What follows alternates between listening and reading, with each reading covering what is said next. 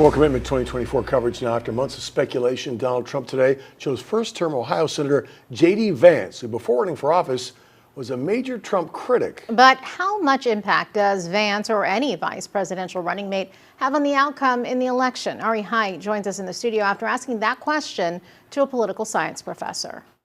And that professor tells me a running mate gets talked about a lot, but usually does not have much impact on Election Day. But he also says this year could be different.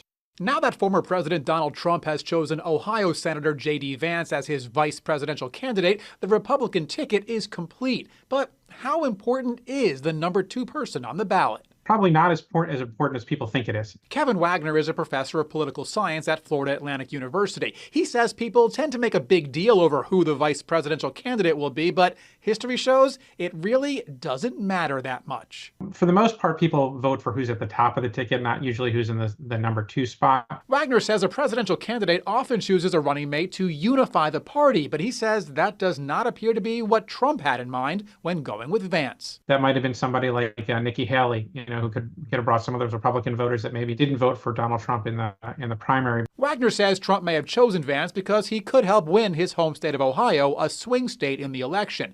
But in the end, Wagner still says whether it's J.D. Vance or Kamala Harris, the VP candidate just isn't that important, though it may carry a little more weight in this election. Probably more so this year than is typical, because people are going to think about the age of the candidates and what the succession to the presidency might be, since that is the number 1 job of the vice president.